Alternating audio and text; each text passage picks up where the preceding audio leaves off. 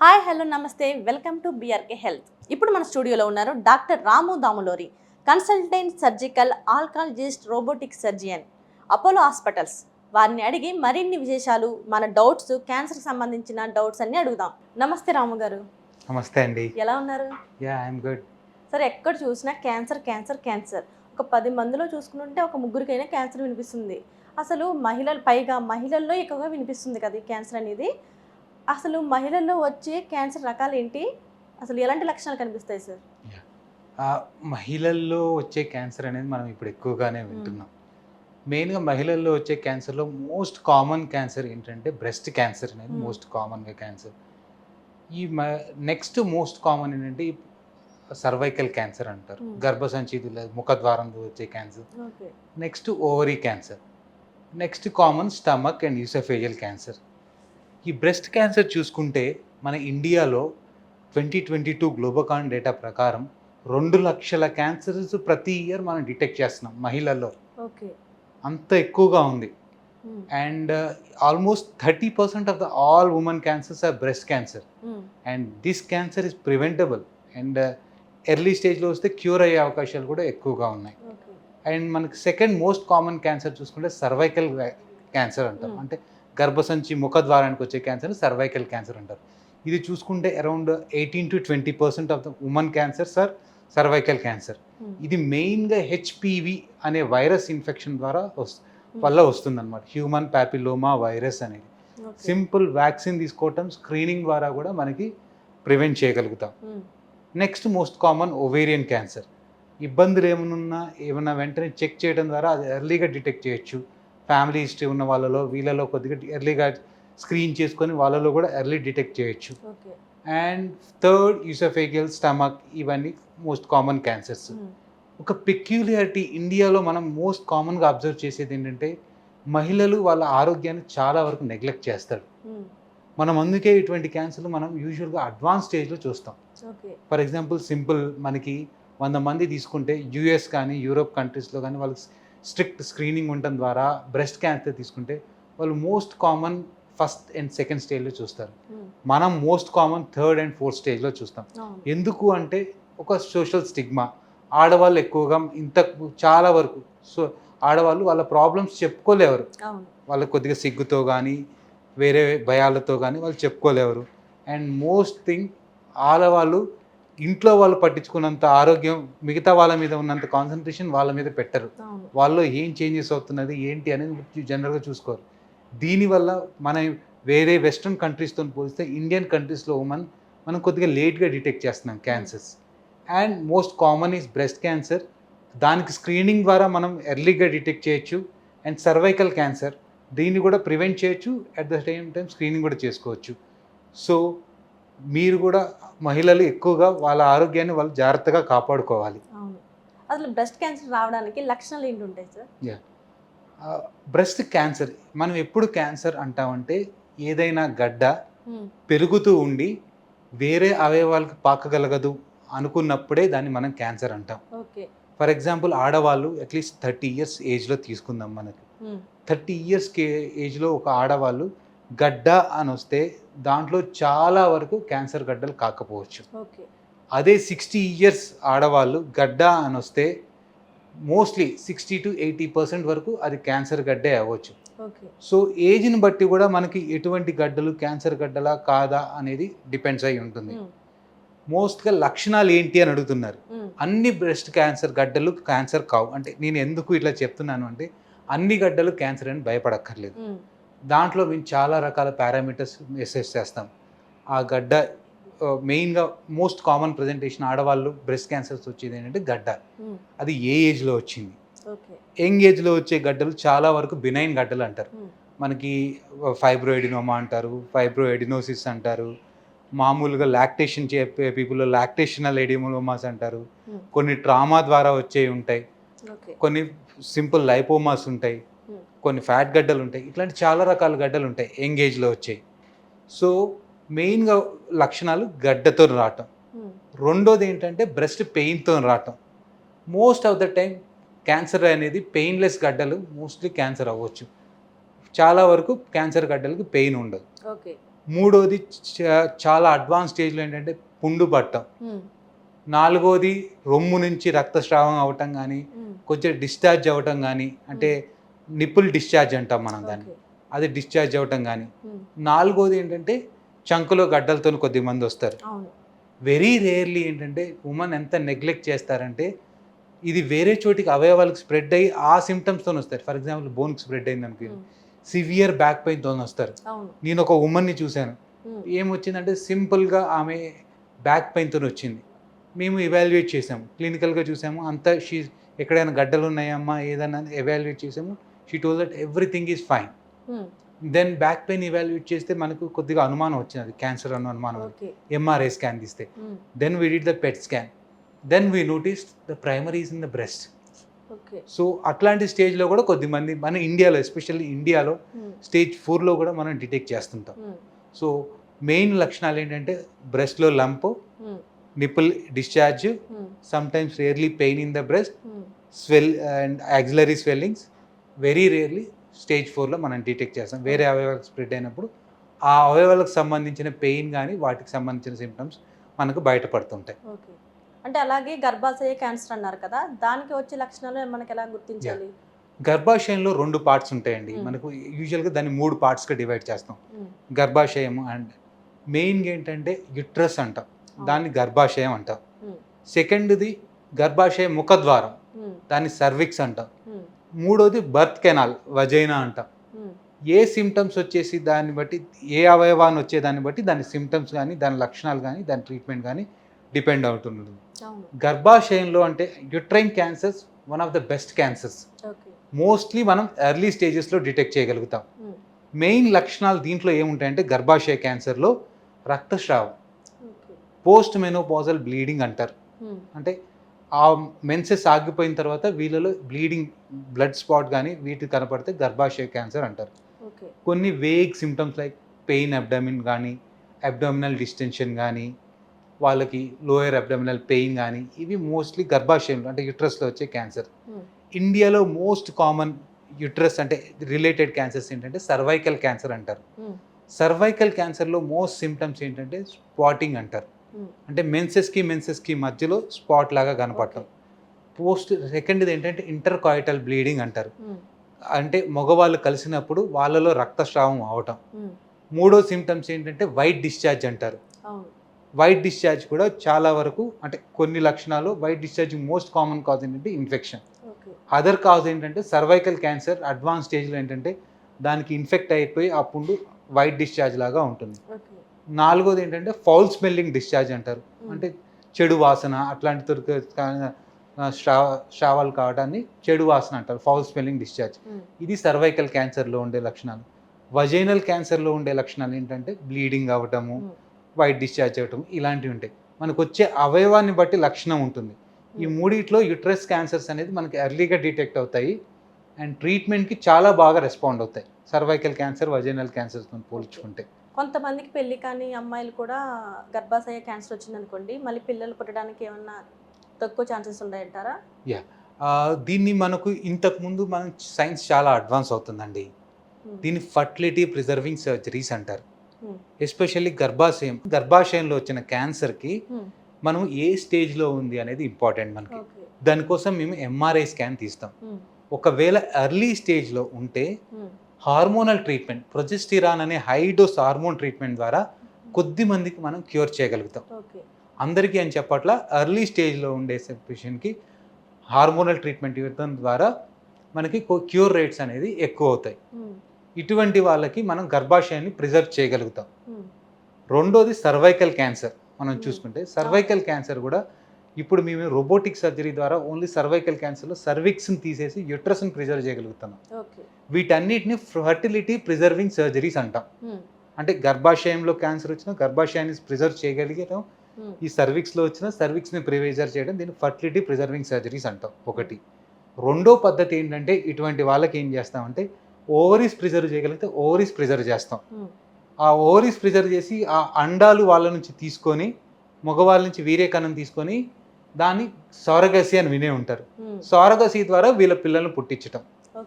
So అదొక పద్ధతి. మూడో పద్ధతి ఏంటంటే ఎంబ్రియోస్ ప్రిజర్వేషన్ అంటారు. ఒకవేళ ఆల్రెడీ ఓవరీస్ ఇవన్నీ ప్రిజర్వ్ చేయలేకపోతే మనం క్యాన్సర్ ట్రీట్మెంట్ స్టార్ట్ చేయకముందే ఆ ఓవరీస్ నుంచి ఓవం పికప్ చేసి స్టార్ట్ చేస్తాం. అట్లాంటి వాటిలో ఏంటంటే ఓవం క్వాలిటీ అనేది బెటర్గా ఉంటుంది. ఒకవేళ మ్యారేజ్ అయితే ఆ ఓమ్ని ఎంబ్రియోగా చేసి ఎంబ్రియో ప్రిజర్వ్ చేస్తే ఆల్మోస్ట్ సక్సెస్ రేట్స్ అనేది చాలా బెటర్గా ఉంటాయి. ఓకే, సో మనకి చాలా అడ్వాన్స్ పరికరాలు ఉంటాయి.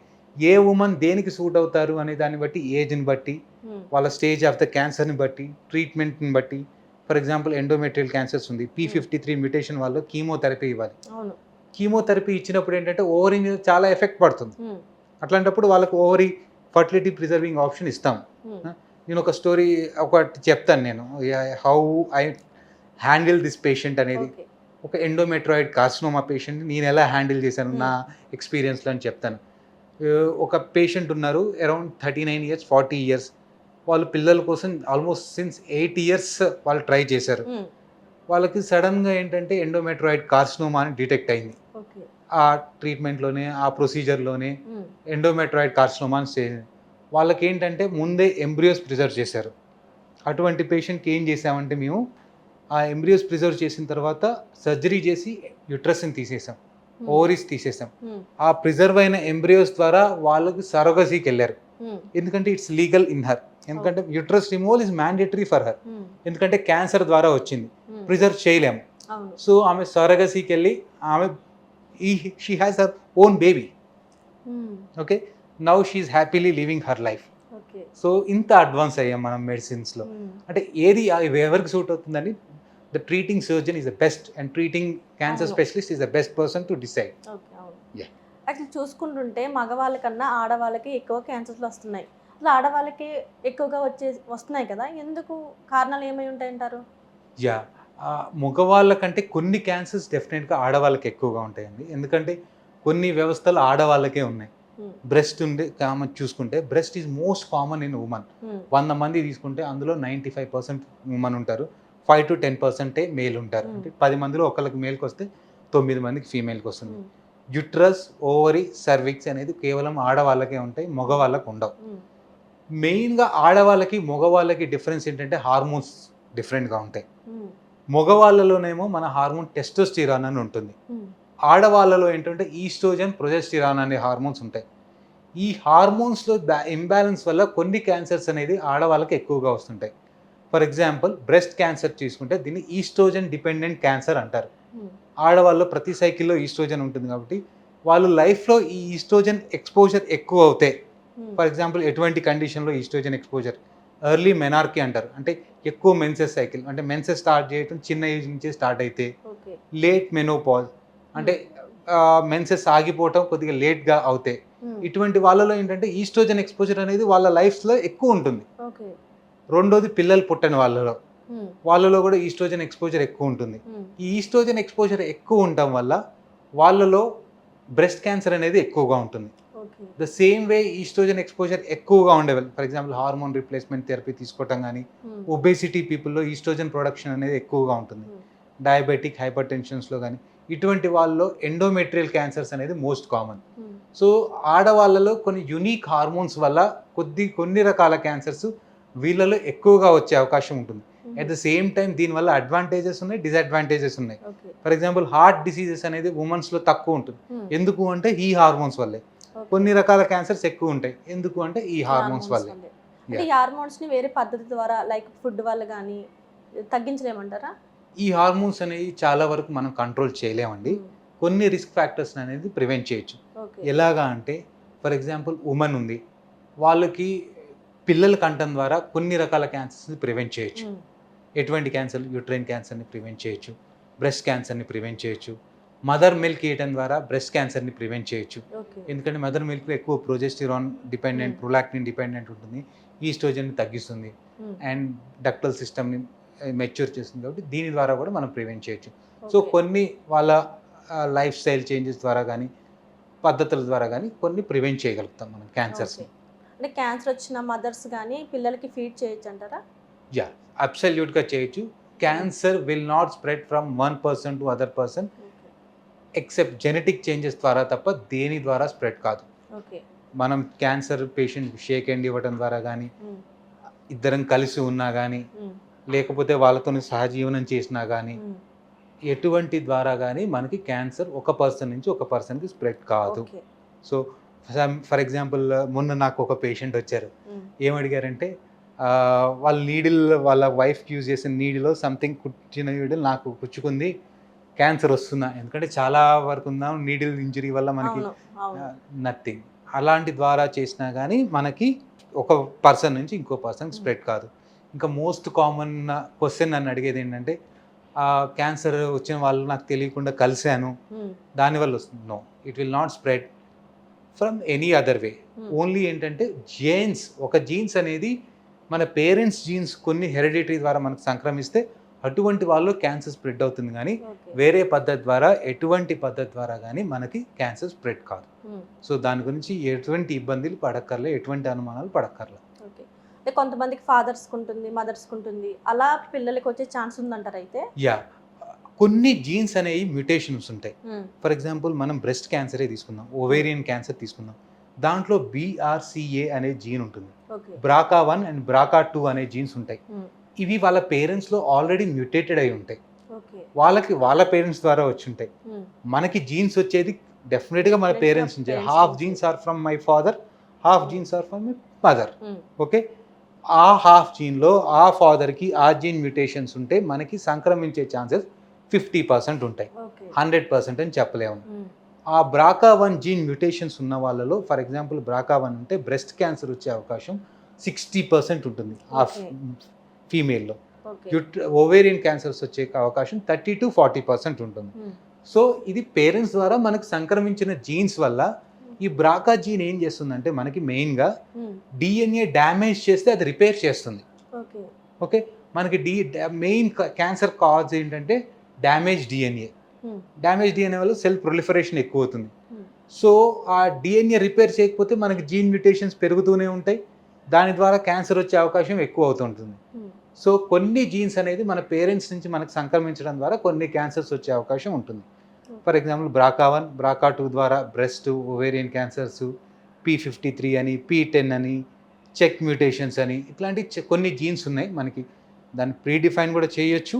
ఆ జీన్స్ మ్యూటేషన్ ద్వారా మనకి కొన్ని రకాల క్యాన్సర్స్ ఎక్కువగా వచ్చే అవకాశం ఉంటుంది. ఓకే, అంటే 10 మందిలో క్యాన్సర్ వచ్చిన వాళ్ళ 10 మందిలో చూసుకుంటుంటే ఒక 6గురికి బ్రెస్ట్ క్యాన్సరే ఉంటుంది. అంటే మహిళల్లో స్టార్టింగ్ స్టేజ్లోనే గుర్తించాలంటే ఎలా? యా, బ్రెస్ట్ క్యాన్సర్కి one beautiful tool call mammography screening అనేది ఒకటి ఉందండి మనకి. అది మ్యామోగ్రఫీ స్క్రీనింగ్ చేయటం ద్వారా మనకి క్యాన్సర్ని 0 స్టేజ్లోనే గుర్తించవచ్చు, లేదు అంటే ఈవెన్ ఎర్లీ స్టేజ్లో గుర్తించవచ్చు. ఈ మ్యామోగ్రఫీ అంటే ఏంటంటే ఇది low dose X-ray scanning of the breast. దీంట్లో ఏం చేస్తామంటే బ్రెస్ట్ని 2 ప్లేట్స్ మధ్యలో కంప్రెస్ చేసి ఎక్స్రే రేస్ పంపించేసి ఆ బ్రెస్ట్లో ఏం చేంజెస్ ఉన్నాయి అనేది మనం ఐడెంటిఫై చేస్తాం. దీని ద్వారా మైక్రో క్యాల్సిఫికేషన్స్ అంటారు, అంటే చిన్నవి మనకి స్కాన్లో కనపడేది మైక్రో క్యాల్సిఫికేషన్స్ అంటారు. ఆ మైక్రో క్యాల్సిఫికేషన్స్ కూడా మనకు కనిపిస్తాయి. అది అబ్నార్మల్ ఏరియా. ఆ అబ్నార్మల్ ఏరియా నుంచి మనం బయాప్సీ తీస్తాం. బయాప్సీ తీసేసి ఆ అబ్నార్మాలిటీ ఎందుకు వచ్చింది మనకి, ఇది క్యాన్సరా, ప్రీ క్యాన్సర్ అంటే డక్టల్ కార్సినోమా ఇన్సిటివా, లాబ్యులర్ కార్సినోమా ఇన్సిటివా, అంటే క్యాన్సర్ మారక ముందే సెల్స్ ఏమైనా చేంజ్ అయ్యాయా, ఎటిపియా ఉందా, అంటే నార్మల్ సెల్స్ కన్నా ఇవి అబ్నార్మల్ ఉన్నాయా, అవన్నీ టెస్ట్ చేస్తాం. దీన్ని మ్యామోగ్రఫీ అంటారు. యూజువల్గా మ్యామోగ్రఫీ అనేది after 30 years of age, all women, after 40 years of the age, all women every yearly మనం స్కాన్ చేసుకోవాల్సింది ఉంటుంది. అప్ టు 70 years వరకు మనం స్కాన్ చేస్తాం, ఇయర్లీ వన్స్. ఓకే, ఇంకోటి ఏంటంటే early stage, for example high risk, నేను BRCA1, BRCA2 మ్యూటేషన్స్ చేసిన వాళ్ళు అని చెప్పాను. వాళ్ళలో ఏంటంటే క్యాన్సర్ వచ్చేది మన మామూలు పేషెంట్స్ కంటే ఎక్కువ ఉంటుంది, కాబట్టి వాళ్ళలో ఎవ్రీ 6 months మనం స్క్రీనింగ్ చేసుకుంటాం. యంగ్ పేషెంట్స్లో అయితే అల్ట్రాసౌండ్ మ్యామోగ్రఫీ, సోనో మ్యామోగ్రఫీ అంటాం. దాని ద్వారా స్క్రీనింగ్ చేయడం ద్వారా ఈవెన్ 0 స్టేజ్లోనే ఉండి మనం క్యాన్సర్ని చాలా వరకు ప్రివెంట్ చేయొచ్చు, లేదు అంటే ఎర్లీ స్టేజ్లో కనుక్కోవచ్చు. స్టేజ్ 1లో డిటెక్ట్ చేస్తే మనం బ్రెస్ట్ క్యాన్సర్ అనేది 95% వరకు క్యూర్ ఉంటుందండి. సో ఈ ఎర్లీ డిటెక్షన్ అనేది మనకి బెస్ట్గా ఉంటుంది. So mammography is mandatory for all women after 40 years of age. Year. Cervical cancer అంటారు కదా, దానికి సంబంధించిన వ్యాక్సిన్ కానీ టీకాలు కానీ ముందే వేయించుకోవడం అవసరం అంటారా? Yeah, nowadays there is a big campaign is going on for a cervical cancer vaccine. HPV అంటాం, హ్యూమన్ ప్యాపిలోమా వైరస్. మనకు 100 మంది సర్వైకల్ క్యాన్సర్ పేషెంట్స్ తీసుకుంటే 99 మందికి హెచ్పివి ఇన్ఫెక్షన్ ఉంటుంది. ఈ హెచ్పివి ఇన్ఫెక్షన్ ప్రివెంట్ చేయడానికి మనకి వ్యాక్సిన్ ఉంటుంది, హ్యూమన్ ప్యాపిలోమా వైరస్ వ్యాక్సిన్ అనేది. యూజువల్గా అది ఎప్పుడు ఇస్తామంటే 9 to 16 years ఆఫ్ ఏజ్ పీపుల్లో బెస్ట్ చేస్తుంది. అప్ టు 24 years వరకు ఇవ్వచ్చు మనం. సో ఈ వ్యాక్సిన్ వేయటం ద్వారా 85% ఆఫ్ ద క్యాన్సర్స్ మనం ప్రివెంట్ చేయగలుగుతాం. ఈ వ్యాక్సిన్ ఇచ్చినందుకు మాత్రం 100% ప్రివెంట్ చేయగలుగుతాం అంటే చేయలేం, but 85%, which is very very very huge amount.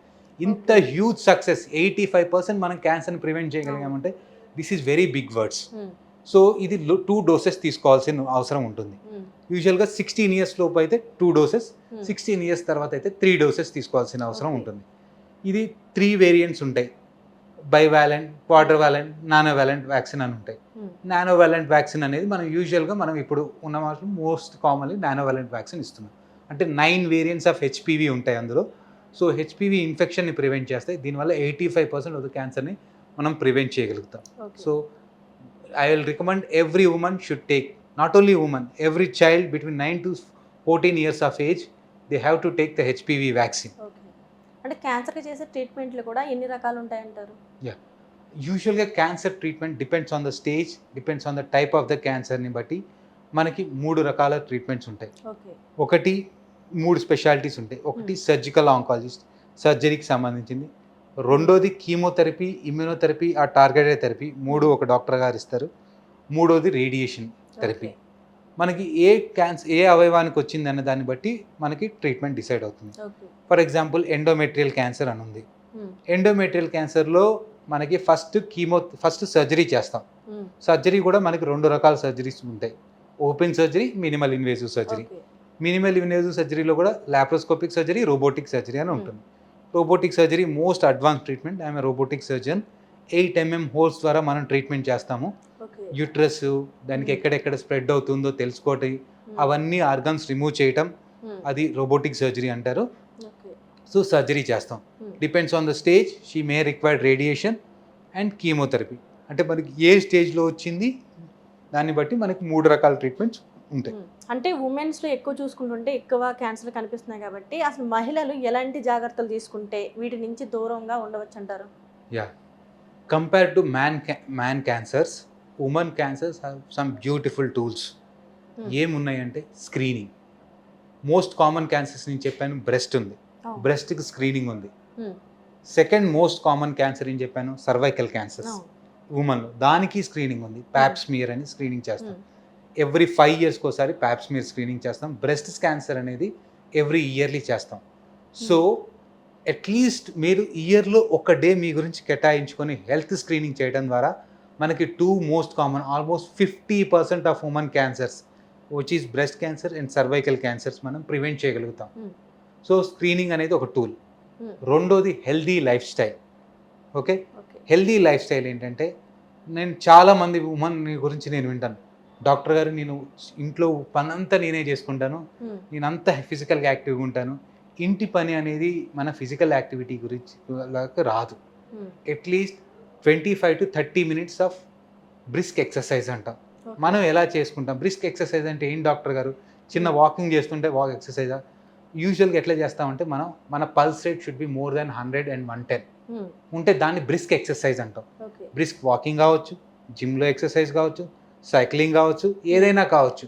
మన హార్ట్ రేట్ అనేది 110 వరకు వెళ్ళిపోవాలి. దాన్ని కొద్దిగా బ్రిస్క్ ఎక్సర్సైజ్ అంటాం.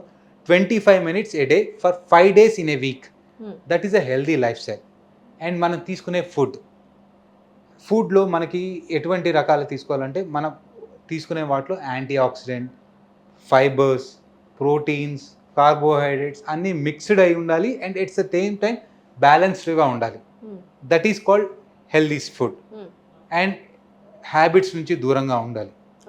ఫర్ ఎగ్జాంపుల్ ఆల్కహాల్ కన్జ్యూమ్ చేసే వాళ్ళలో ఎక్కువగా ఏంటంటే యూట్రస్ ఒబేసిటీ ఉండి యూట్రైన్ క్యాన్సర్స్ వచ్చే అవకాశాలు ఎక్కువ ఉంటాయి. ఒబేస్ పీపుల్లో యూట్రైన్ క్యాన్సర్స్ వచ్చే అవకాశాలు ఎక్కువ ఉంటాయి. హైజీనిక్గా ఉండాలి. అన్హైజీన్ పీపుల్లో ఏంటంటే టాల్కమ్ ఎక్కువ యూజ్ చేసిన వీటిలో సర్వైకల్ క్యాన్సర్స్ వచ్చే అవకాశాలు ఎక్కువగా ఉంటాయి. Okay. So healthy life style ద్వారా మనం చాలా వరకు క్యాన్సర్ని ప్రివెంట్ చేయొచ్చు and we can battle the cancer very properly with healthy life styles. Okay. And third most common is never neglect any symptoms. ఆడవాళ్ళు ఏంటంటే వాళ్ళ గురించి వాళ్ళ హెల్త్ గురించి పట్టించుకోరు.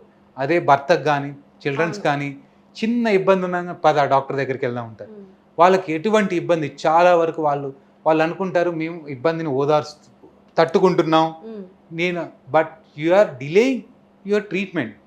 సో మీకు ఎటువంటి ఇబ్బంది ఉన్నా మీకు డాక్టర్ని కన్సల్ట్ అవడం ద్వారా ఎర్లీగా డిటెక్ట్ చేయొచ్చు. ఫర్ ఎగ్జాంపుల్ క్రానిక్ సర్వీసైటిస్ అంటారు. వాళ్ళు చాలా మందికి వైట్ డిశ్చార్జ్ చాలా వరకు నెగ్లెక్ట్ చేస్తుంటారు. Chronic cervicitis may lead to malignancy. So simple ఒక చిన్న యాంటీబయాటిక్ టాబ్లెట్స్ యూజ్ చేయడం ద్వారా వాళ్ళ పెయిన్ని ప్రివెంట్ చేయొచ్చు, వాళ్ళ ఇన్ఫెక్షన్ని ప్రివెంట్ చేయొచ్చు, ఫర్దర్గా వచ్చే కాంప్లికేషన్ ప్రివెంట్ చేయొచ్చు. But still they will neglect that symptoms. మహిళల్లో కూడా ఒక అవగాహన అనేది ఇంకా yeah, don't neglect your symptoms. You are the pillar of the society, you are pillar of your family. మీరు ఇంట్లో పిల్లల్ని టేక్ కేర్ చేసేది మీరే, జాబ్ చేసుకునేది మీరే, ఇంట్లో కుకింగ్ ఇవన్నీ టేక్ కేర్ చేసేది మీరే, ఇంట్లో ఉండే పనులన్నీ చేసుకునేది కూడా మీరే. So you are the pillar. మన హౌస్లో husband is only financial pillar, but mother is pillar for childrens, pillar for husband, pillar for family. Even grand parents కానీ పేరెంట్స్ని కానీ టేక్ కేర్ చేసేది కూడా female. So you are the most important.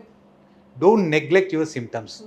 అది నా personal advice as a doctor, as a family men. మహిళల్లో చూసుకుంటుంటే పీరియడ్స్లో అసాధారణ రక్తస్రావం అవుతుంది. దానికి అసలు కారణాలు ఏంటి? అసాధారణ రక్తస్రావం ఫస్ట్ అసలు నేను నార్మల్ బ్లీడింగ్ అంటే ఏంటో ఉమెన్లో చెప్తాను. Normal menses, then I will know what is abnormal bleeding. First normal తెలిస్తే యూజువల్గా ఉమెన్లో 28 to 37 days మధ్యలో ఎవ్రీ సైకిల్ రిపీట్ అవ్వాలి.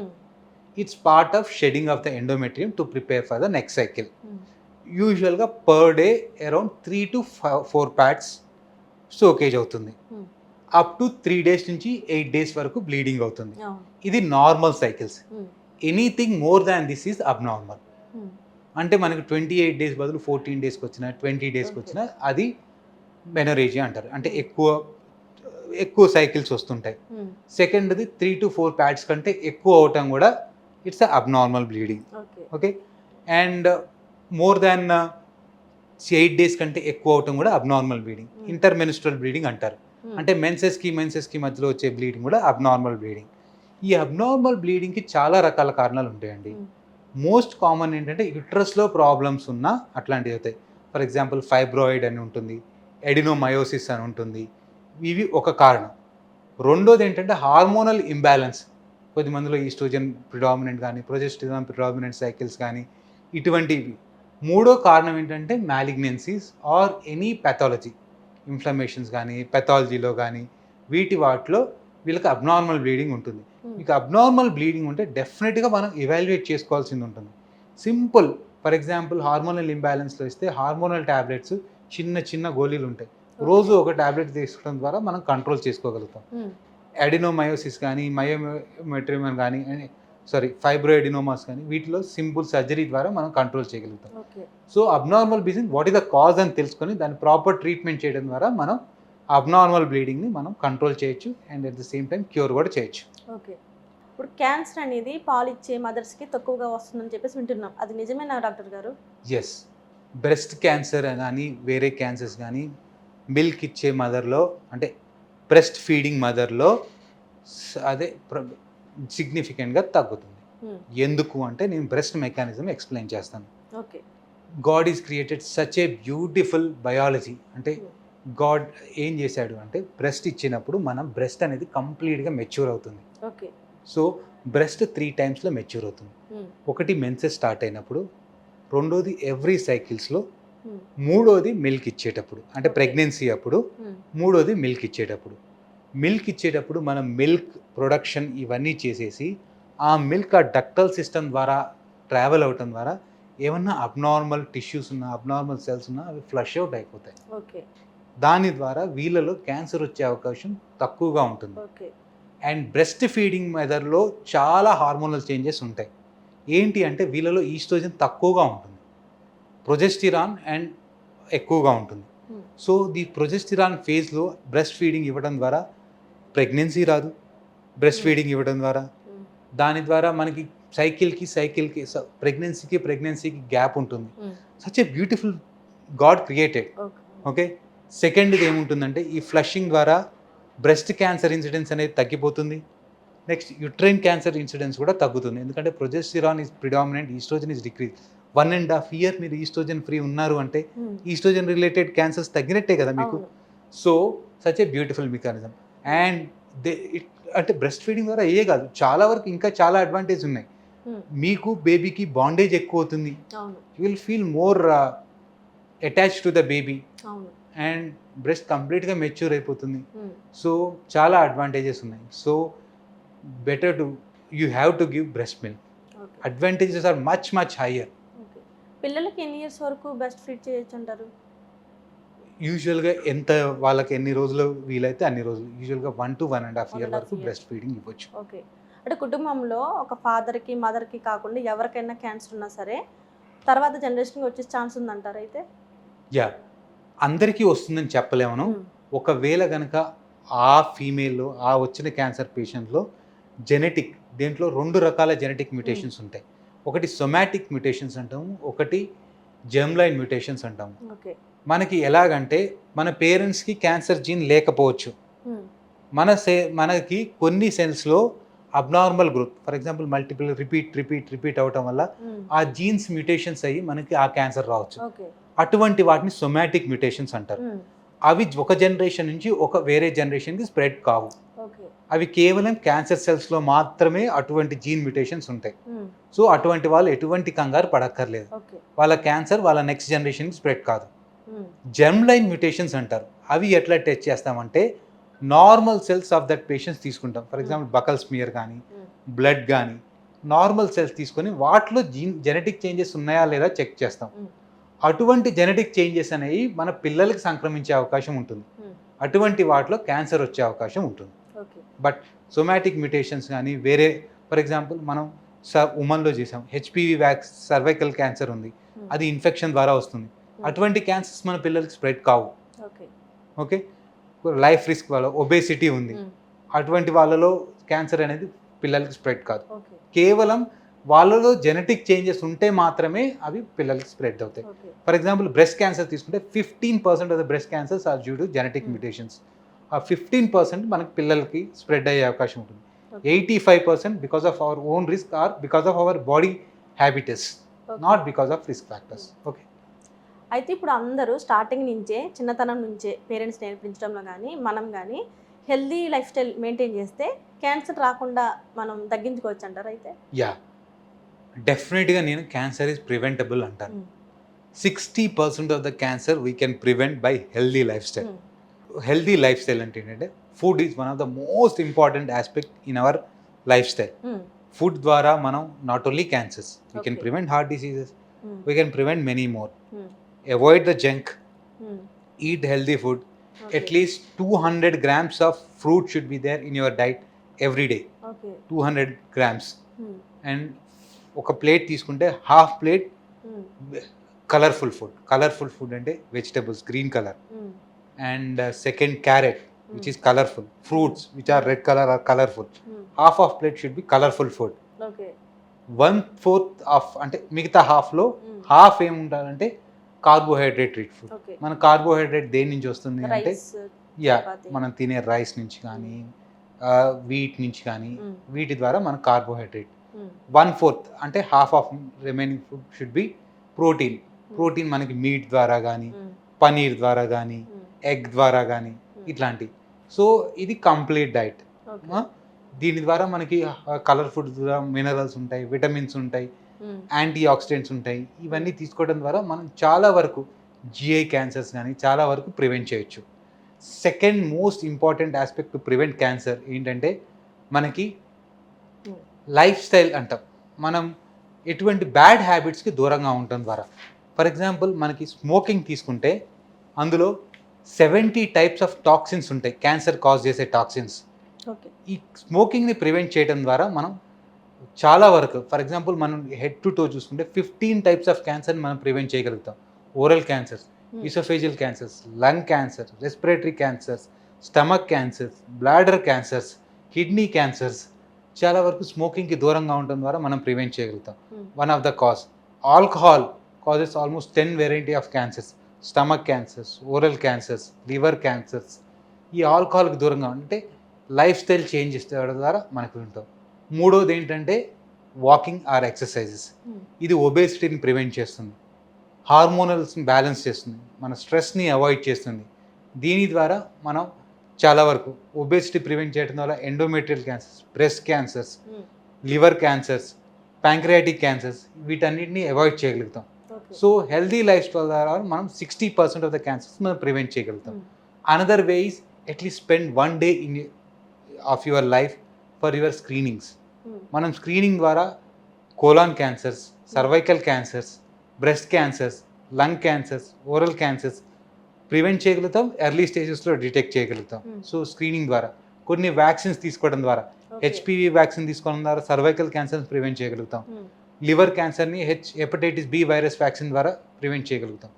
సో మనం హెల్దీ లైఫ్ స్టైల్ అట్లీస్ట్ మన లైఫ్ని మనం కాన్సన్ట్రేట్ చేయడం ద్వారా 60% ఆఫ్ ద క్యాన్సర్స్ మనం ప్రివెంట్ చేయగలుగుతాం ఆర్ ఎర్లీ స్టేజ్లో డిటెక్ట్ చేయగలుగుతాం. సర్వికల్ క్యాన్సర్ స్క్రీనింగ్ అంటే ఏంటి సార్ అసలు?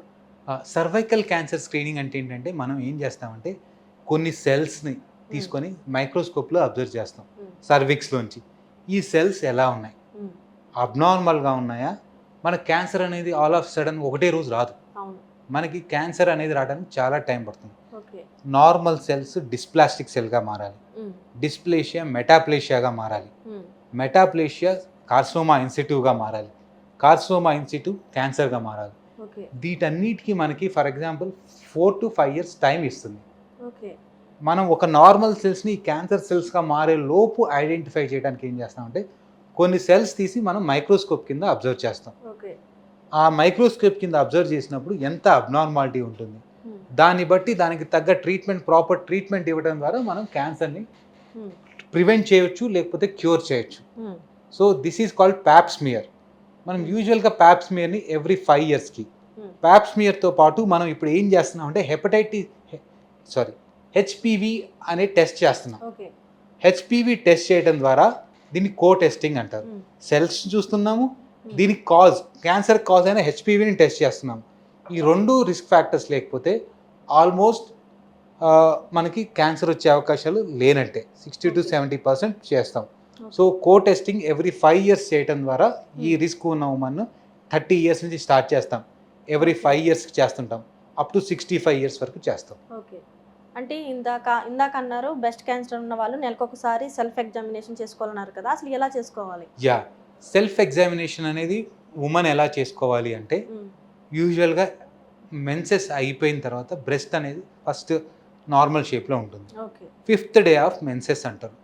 5th dayలో వాళ్ళు ఫస్ట్ అద్దం ముందు నించొని వాళ్ళు బ్రెస్ట్ సెల్ఫ్ ఎగ్జామినేషన్ చేసుకోవాలి. సెల్ఫ్ ఎగ్జామినేషన్లో ఏం చేస్తారు అంటే ఈ షేప్కి దీనికి ఏమైనా చేంజెస్ ఉన్నాయా, ఏమైనా కొత్త గడ్డలు కనపడుతున్నాయా, నిప్పుల్ ఏరియాలో ఏమైనా డిస్ట్రక్షన్ ఉందా, ఏమైనా డిశ్చార్జ్ ఉందా, ఏమైనా గడ్డల్లాగా కనపడుతున్నాయా అనేది విజువల్ ఇన్స్పెక్షన్. సెకండ్ ఇది పాల్పేషన్. చాలా ఉమెన్ ఏంటంటే ఈ 2 fingersతో చూసేసి బ్రెస్ట్ని ఇలా పాల్పేట్ చేసి నాకు గడ్డ ఉంది అనుకుంటారు. This is not correct method. Palmar surface, ఈ ఫింగర్స్ అనేది ఈ సర్ఫేస్ ద్వారా మనం బ్రెస్ట్ని పాల్పేట్ చేసుకోవాలి. అండ్ సీక్వెన్షియల్ మేనర్ అంటే మనం అక్కడక్కడ చేసుకోవటం కాదు, వర్టికల్గా come up from down, down from up from down, down from up, all horizontally, right to light, then left to right, then అట్లా బ్రెస్ట్ని మొత్తం వాళ్ళు రోల్ మూమెంట్స్ అంటాం మనం. పించ్ మూమెంట్ కాదు, ఇట్లా పించ్ చేస్తే మనకి ఎప్పుడు బ్రెస్ట్ గడ్డలాగే కనపడుతుంది. Roll movement, roll movement, roll movement, come down, down, అలా ఎగ్జామిన్ చేసుకోవాలి.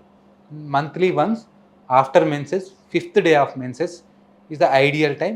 ఫస్ట్ మనం అద్దం ముందు నించొని ఏమైనా చేంజెస్ ఉన్నాయని విజువల్గా చూసుకొని తర్వాత లై డౌన్ చేసుకొని మనం, ఎందుకంటే లై డౌన్లో మన బ్రెస్ట్ అనేది స్ప్రెడ్ అవుతుంది చెస్ట్ మీద. సో ఫ్లాట్గా అవుతుంది. సో పడుకొని బ్రెస్ట్ పడుకున్న మంచం మీద వాళ్ళు రోల్ మూమెంట్ చేసుకోవడం ద్వారా వాళ్ళకి ఏమైనా గడ్డలు ఉన్నా చిన్న చిన్న గడ్డలు కూడా వాళ్ళు పాల్పేట్ అయ్యి they can contact doctor. Doctor గారు ప్యాప్ స్మియర్ టెస్ట్ ఎందుకు చేయించాలంటారు? యా, నేను ఇందాక చెప్పాను కదా, ప్యాప్ స్మియర్ అంటే పెపానిక్లో అనే ఒక అతను ఈ సర్వైకల్ క్యాన్సర్ స్క్రీనింగ్ని డిటెక్ట్ చేశాడు. దాన్ని ప్యాప్ స్మియర్ అంటాం. ఏం చేస్తామంటే సర్విక్స్లో మనం విజువల్ ఇన్స్పెక్షన్ చేసేసి ఏం చేస్తామంటే ఒక స్పాచ్లా అని ఉంటుంది. ఆ స్పాచ్లాని ఆ సర్విక్స్లో రొటేట్ చేయడం ద్వారా బ్రష్ అంటాం. దాంట్లో కొన్ని సెల్స్ మనకి వస్తాయి.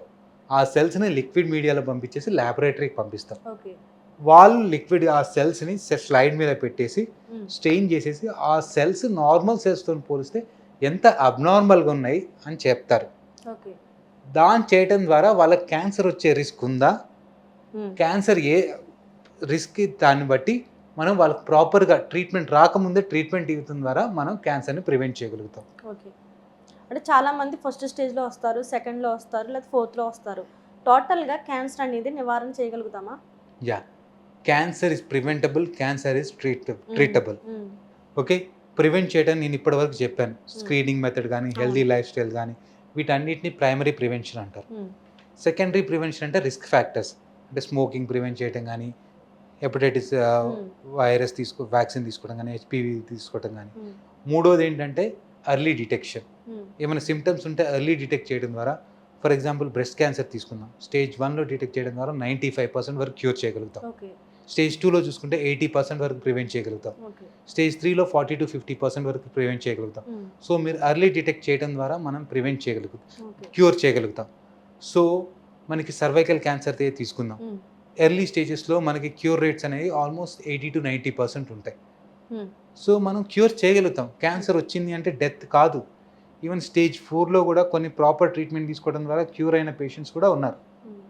సో ప్రాపర్ ట్రీట్మెంట్ తీసుకోవడం ద్వారా, ప్రాపర్ కంప్లీట్ ట్రీట్మెంట్ తీసుకోవడం ద్వారా వచ్చిన పేషెంట్స్ కూడా క్యూర్ అయ్యి హ్యాపీగా నార్మల్ లైఫ్ లీడ్ చేసుకునే అవకాశాలు ఉంటాయి. అంటే కొంతమంది మహిళలకి అవగాహన ఉంటుంది, వాళ్ళు ముందుగానే జాగ్రత్త పడతారు. కొంతమందికి అవగాహన ఉండదు కదా సార్, అలాంటి వాళ్ళ కోసం తెలంగాణ రాష్ట్రంలో కానీ ఎక్కడైనా స్క్రీన్ కార్యక్రమాలు కానీ జరుగుతుంటాయా క్యాన్సర్కి సంబంధించి? Lot of NGOs are there. ఇప్పుడు చాలా మంది health, for example Basavatarakam Indo American cancer institute ఉంది, వాళ్ళు స్క్రీనింగ్ క్యాంప్ కండక్ట్ చేస్తారు. ఓకే, లయన్స్ క్లబ్ వాళ్ళు, రోటరీ క్లబ్ వాళ్ళు, వీళ్ళు కూడా వీ అసోసియేటెడ్ విత్ దెమ్. మేము కూడా ఏం చేస్తామంటే విలేజెస్కి వెళ్ళి కానీ, మండల్ లెవెల్లో కానీ, డిస్ట్రిక్ట్ లెవెల్లో కానీ వెళ్ళి వాళ్ళకి అవేర్నెస్ క్రియేట్ చేస్తాం. Okay, at the same time వాళ్ళకి స్క్రీనింగ్ చేస్తాం. ప్యాప్ స్మియర్ కానీ, మ్యామోగ్రఫీ కానీ, మొబైల్ మ్యామోగ్రఫీ స్క్రీనింగ్ మిషన్స్ ఉంటాయి. ఇవి చేసేసి వాళ్ళు there are lot of NGOs, lot of organisations, even being Apollo, we're conducting many health camps. వీటి ద్వారా we're giving awareness to the patients, at the same time we're doing the screening to the patients. Okay, అంటే ఇవి screening టెస్ట్లు జరుగుతుంటాయి కదా sir, అంటే మహిళలు ఎంత ఏజ్ నుంచి స్టార్ట్ చేయాలి? యా, స్క్రీనింగ్ టెస్ట్ అనేది డిపెండ్స్ ఆన్ ఆర్గాన్స్ ఉంటుందండి. యూజువల్గా బ్రెస్ట్ క్యాన్సర్ స్క్రీనింగ్ అనేది 40 years నుంచి స్టార్ట్ చేస్తాం. సర్వైకల్ క్యాన్సర్ స్క్రీనింగ్ అనేది 30 years నుంచి చేస్తాం. కోలన్ క్యాన్సర్ స్క్రీనింగ్ అనేది 45 years నుంచి చేస్తాం. ప్రాస్టేట్ క్యాన్సర్ 60 years నుంచి చేస్తాం. కొన్ని risk factors, for example lung cancer స్మోకర్స్లో ఎక్కువ ఉంటుంది, వాళ్ళు 50 years నుంచి చేస్తాం. Depends on the cancer type, మా స్క్రీనింగ్ ఏజ్ అనేది డిపెండ్ అవుతుంటుంది. సార్ ఫైనల్గా మా ఆడియన్స్ కోసం ఒక మీ నుంచి మెసేజ్. ఇవాళ మెయిన్గా మనం డిస్కస్ చేసినంత ఆడవాళ్ళు వచ్చే క్యాన్సర్. ఆడవాళ్ళు మనకి పిల్లర్స్ ఆఫ్ ద హౌస్. హౌస్కి చాలా important. Don't neglect your symptoms. Okay, మీకు చాలా వరకు సింపుల్ స్క్రీనింగ్ ద్వారా చాలా క్యాన్సర్స్, 50% ఆఫ్ ద క్యాన్సర్స్ మనం ఎర్లీ డిటెక్ట్ చేయొచ్చు, ప్రివెంట్ చేయొచ్చు. సో మన హెల్త్ అనేది మన చేతిలోనే ఉంది. సో మీరు be aware of your health and take care of your health. Okay sir, thank you. నిజంగా మీ నుంచి చాలా మందికి అవగాహన ఇంకా పెరిగే ఉంటుంది పాటికి. Okay, thank you sir. Thank you Ramu garu. నమస్తే అండి.